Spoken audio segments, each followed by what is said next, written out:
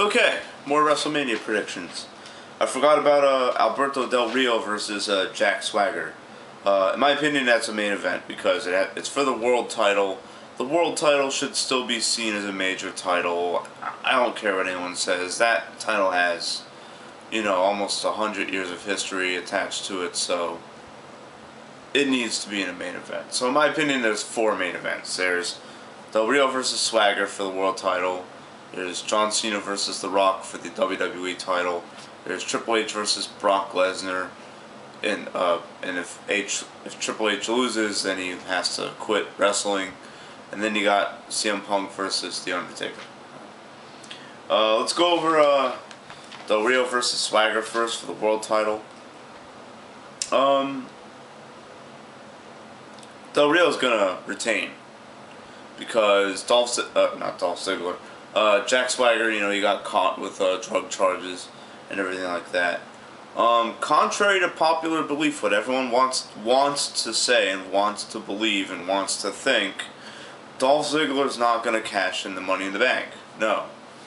What they're trying to do with the Money in the Bank this year, and I kind of called it as soon as Dolph Ziggler won it, and that's why they put him in a tag team title match, because what they might do with Ziggler is they might have him win the tag team titles, and then they might have him win another title, and then he'll cash in the Money in the Bank, and then he'll have 3 titles. It'll be similar to Shawn Michaels in 1996 or 95. What was that one year where he had both the European and the Intercontinental title? And I think he also had a tag team title too. I think it was 95, but I'm not sure. It was either 95 through 97. Okay. They're trying to do the same thing with Dolph Ziggler. Okay. Dolph Ziggler's not going to cash in his Money in the Bank until, in my opinion, Money in the Bank 2013, because you get a whole year. So what the only thing that they haven't done yet with Ziggler with the Money in the Bank is that they've never had someone who's won it and then who's waited an entire year to cash it in. Okay. And it's going to increase his relevance too. They want him to remain relevant, and so long as Dolph Ziggler has the Money in the Bank briefcase, he's going to be relevant. You know what I mean? Like, imagine if he cashes it in and then loses the title in a month. That's a creative burial. You know what I mean? So they're not going to do that. So Del Rio's going to retain. Jack Swagger's going to get his suspension. What might also happen, I think GMW was talking about this too, is Del Rio might kayfabe injure Dolph Swagger. Yeah, he's gonna kayfabe injure Dolph Swagger. No, he's gonna kayfabe injure Jack Swagger, and then Swagger will be gone for a month. He'll be healing up, sitting at home, and then he's gonna come back and feud right back with Del Rio or something like that. All right. That does it for that match. Now, Triple H versus Brock Lesnar. Triple H is going to win. And here's why. Brock Lesnar signed a 2-year extension, a new contract with WWE. So he's going to be around until 2015. Okay? These matches that Lesnar has been in that he's not really winning, I honestly think that they're there to kind of prepare him to be the way he was 10 years ago. Okay, 10 years ago he was a really diligent worker in WWE. Despite what everyone wants to say, he worked amazing matches with Kurt Angle, Eddie Guerrero. He worked really good matches. I think even with Shelton Benjamin, who was a friend of his too. He also did a match with The Rock. He did matches with John Cena. All these guys who are still relevant today. I don't know about Shelton, but definitely Kurt Angle and Cena and Triple H and The Rock. They're all still relevant today. So what they're probably going to do is they're probably going to Lesnar job to Triple H. They're probably going to have him lose, but they're not going to have him lose like they're not going to have him not look strong. You know what I mean? Lesnar's going to look strong, but Triple H is just going to be that much stronger. And what might happen is Triple H may just come back for a few more months of this year, and then he might get hurt by Brock Lesnar or something like that. I don't know, whatever. But another thing they're trying to do with Brock Lesnar, in my opinion, is they're trying to build him as the guy who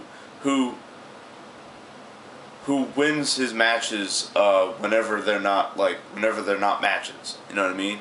They're trying to make him into they're trying to really make him into a guy who just likes to beat people up, and you don't necessarily need to win matches to beat people up. All you gotta do is just beat them up. It doesn't matter if a bell sounds or not. You know what I mean? That's what they're trying to build Lesnar up for. And GMW says that the Triple H match might be overbooked. They might have DX members come in, or Stephanie might make an appearance or something like that. We do know that Shawn Michaels is going to be Triple H's manager.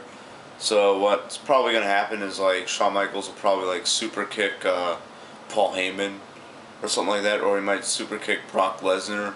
Or if they're going to have Lesnar go over, what might happen is Shawn Michaels might hit a super kick that is meant for Brock Lesnar, but it hits Triple H, and then Triple H yells at him for it on Raw the next night, and then Shawn Michaels turns bad and goes, "Oh, that was my plan all along. I wanted Lesnar to retire you because it's not fair that that I'm retired and you're not. We should have retired together," or something like that. I don't know. They're gonna do that. I don't know why they keep mentioning the history between Triple H and Shawn Michaels. I mean, that should have been buried 10 years ago, but it's just me. But anyways, yeah, that's how Triple H and Lesnar's gonna go. CM Punk versus The Undertaker. I honestly think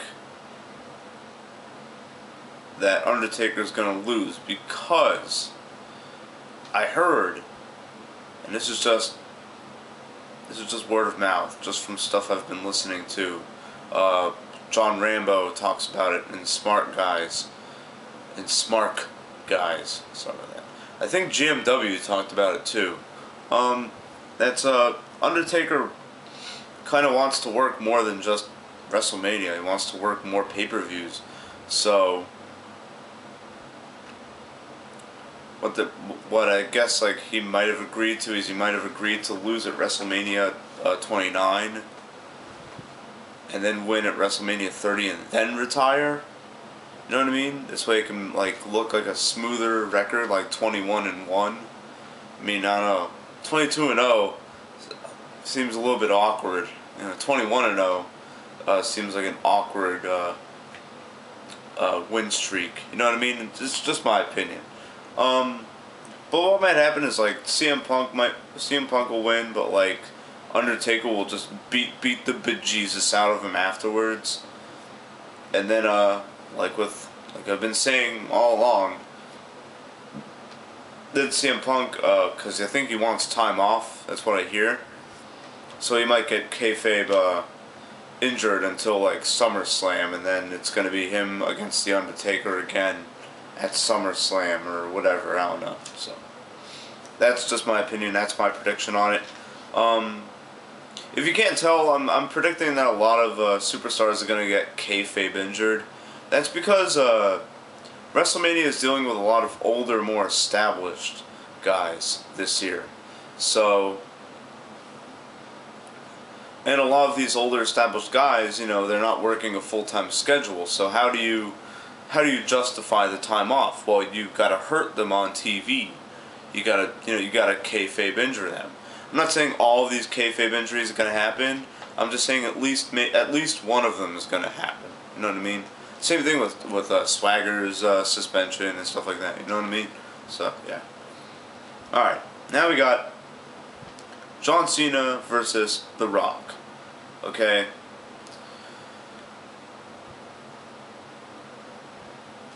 GMW had quite an interesting prediction for this, okay? Because he predicted that most all of the good guys are going to win at WrestleMania, and they said, oh, maybe they're saving like a heel turn for John Cena, which I'm going to talk about later on. Why a bad guy turn for John Cena isn't possible right now, if ever, again, in WWE. As sad as that sounds, as much as the YouTube wrestling community doesn't want to talk about it, they know that John Cena can't turn bad, and I'm going to talk about that in another video, okay? He also said that, oh, maybe they could do an angle where The Rock hired The Shield, you know what I mean? But they already kind of explained who hired The Shield. That was Paul Heyman. So, no. Here's what I think is going to happen. Either Cena will win the championship, the WWE title. That's if The Rock isn't doing any more shows after WrestleMania. Or John Cena will turn bad. This is if The Rock stays around. Cena will turn bad. He'll get DQ'd or something, and then that will successfully turn him into a bad guy. And then I don't know how they're gonna make him a bad guy. I mean, he can't do diss raps anymore because WWE is PG. What they might have him do is they might have him like act like a tool. You know what I mean? Have him be like, oh, well, I didn't lose. I won by DQ. You know, or I lost by getting disqualified. That's not a loss. You know, or something like that. I don't know. But in my real, true, like, uncensored and unfiltered opinion, that's not gonna happen. What I'm predicting is that Cena's gonna win the title, and then he's gonna get all emotional. Then The Rock is gonna be like, say, oh, you finally won your redemption, and you won The Rock's respect, and The Rock's gonna say, oh, I take back everything I ever said about you. You're not a fruity pebble anymore. You know, now you're just like The Rock, or something like that. And then they're gonna celebrate, and the fans are gonna hate it. The fans are gonna hate it. And this year's WrestleMania has the propensity of getting a lot of white heat. A lot of these matches might get booed right out of the arena. The Tons of Funk match is going to get booed right out of the arena. That thing is going to get booed out. Oh no, it's just going to get booed out of the building. We already know they're going to boo the bejesus out of John Cena. John Cena is going to get booed right out of the building. If you know, Triple H and Brock Lesnar, that's going to have a dead crowd. CM Punk, yeah, he's been getting heat. He's really been trying to draw heat because he's so over that people are cheering him now as a bad guy. So what's probably going to happen is probably, you know, CM Punk will probably draw even more heat by like hitting The Undertaker with the urn and then like splitting him open or something like that. I don't know. GMW said that one of these matches should have color. In my opinion, I really do think, because he thinks that either Triple H versus Lesnar or CM Punk versus The Undertaker will have color. I'm thinking maybe the Shield and Orton, Show, and Sheamus could have color, because that looks like it might be like just a tornado match too, where anything goes and you don't have to tag in your partners, where it's just a big brawl. Because that's how SmackDown ended I think last Friday. You know what I mean? So if what happened on SmackDown is any indication of what's going to happen at WrestleMania, then that's why I think the Shield that the Shield match is going to steal the show, because that's just going to be the most entertaining match. That's going to have the most bang for your buck. You know what I mean? And that match might have color, and the person who draws it's probably going to be what's his name, Dean Ambrose, and he might bust up I would like him to bust up Sheamus because that'd be hilarious seeing a pasty guy like Sheamus bleeding. But he'll probably bust up like the Big Show or something like that, or maybe Randy Orton will cut open Seth Rollins or something like that, or whatever. Anyways, so those are my WrestleMania predictions. I might do more wrestling videos later on because I got really inspired after watching GMW.